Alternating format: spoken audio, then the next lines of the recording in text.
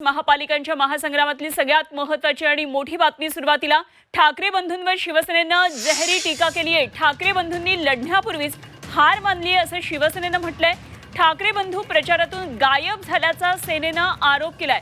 निवडणुकीआधीच ठाकरेंनी मैदान सोडलं, शिवसेनेनं हे म्हटलेलं आहे। तर ठाकरे बंधूंनी निवडणुकीपूर्वीच मैदान सोडल्याची जहरी टीका शिवसेनेनं केली आहे। महापालिका निवडणुकीच्या प्रचारातून ठाकरे गायब झाल्याची टीका शिवसेनेनं केली आहे। ठाकरे बंधूंनी निवडणुकीमध्ये कार्यकर्त्यांना वाऱ्यावर सोडल्याचा आरोपही शिवसेनेनं केला आहे।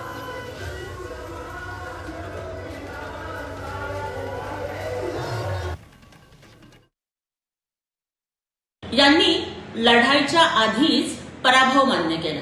अहो, हे पळकुटे लोक आहेत, कार्यकर्त्यांची यांना काही पडलेलीच नाहीये आणि म्हणून तरी नगरपालिका निवडणुकांच्या मध्ये सुद्धा हे प्रचाराला कुठेच फिरले नाही। तुम लढो, हम कपडे संभालते हैं, अशाच पद्धतीची वृत्ती ह्या दोन्ही ठाकरे बंधूंची आहे। आणि त्यामुळेच जनतेमध्ये मिसळण्यासाठी जी हिंमत लागते, जे कष्ट करावे लागतात, ते घेण्याची ह्यांची तयारीच नाहीये।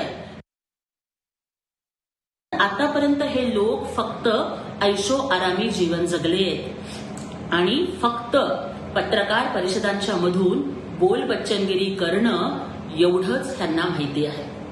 जसं म्हणतात ना की भागने वाले को कुछ नहीं मिलता, लेकिन लढने वाले के कदमों में सारा जहां होता है। आणि त्यामुळेच महाराष्ट्रातली जनता ही लढवय्या नेत्याच्या माननीय एकनाथजी शिंदे साहेबांच्या पाठीशीच उभी राहणार आहे।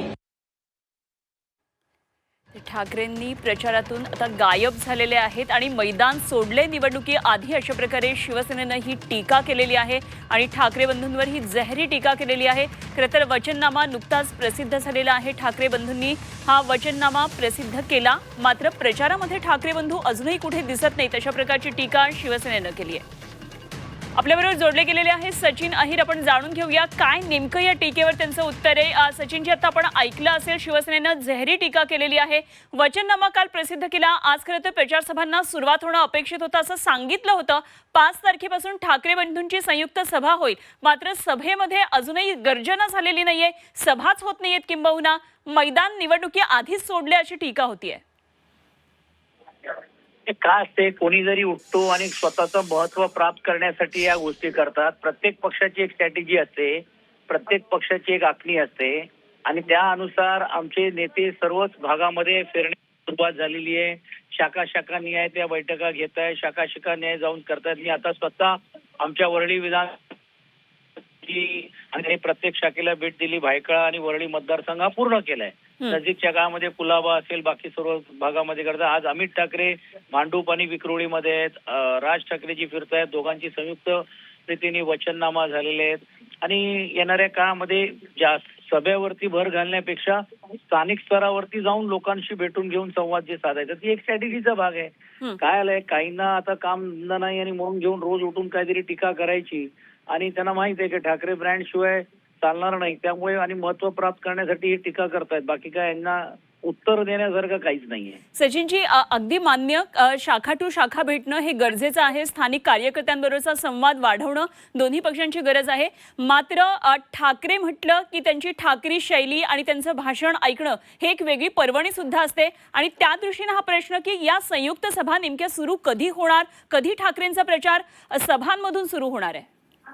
आगे आगे देखिए होता है क्या। आता वचननामा झाल्यानंतर एवढे हे लोक हल्ले की त्यांना आमच्यावरती टीका करण्याची गरज लागते। म्हणजे ते एका बाजूला विरोधकच नाही म्हणतात आणि रोज उठसूट करून घेऊन आमच्या प्रत्येक गोष्टीवरती टीका करण्याचं काम करतायत। आता हे संयुक्त रीतीने वचननाम्याचं झालं, याच्या अगोदर स्वतः आदित्य ठाकरे, अमित ठाकरे यांनी प्रेझेंटेशन देण्याचं काम केलं। उद्या 6 तारखेला दोघांची मुलाखत होणार आहे, जी सर्व भागामध्ये प्रसिद्ध होणार आहे आणि काय काय भागांमध्ये सभा। आता स्वतः आदित्यजी गुरुवारी कुलाब्यामध्ये येऊन सभा करतायत, वरळीला करणार आहेत, भांडूपला करणार आहेत। तर असं नाहीये की नाहीये, या सर्व आहेत, पण हा स्ट्रॅटेजीचा भाग आहे। कारण तुम्हाला सर्वांनाच माहित असेल की निवडणूक आयोगाने जी कालविधी दिली एवढी कमी आहे की प्रत्येक पर्यंत पोहोचणार कसे। 227 मतदारसंघ आहेत, फक्त डोम मध्ये येऊन भाषण करून घेऊन आणि जायचं, तशी भूमिका आम्ही न घेता मायक्रोस्कोपली आम्ही सर्व लोकांपर्यंत पोहोचण्याचा आमचा प्रयत्न आहे. ठीक, सचिनजी, लक्षात आली आपली भूमिका. धन्यवाद दिलेल्या या सगळ्या सविस्तर माहितीसाठी. सचिन अहिर, शिवसेना युबीटीचे नेते आपल्या बरोबर होते. ते ठाकरेंनी निवडणुकीपूर्वीच मैदान सोडले अशा प्रकारे शिवसेनेनं टीका केली, त्याला प्रत्युत्तर सचिन अहिर यांनी दिलं.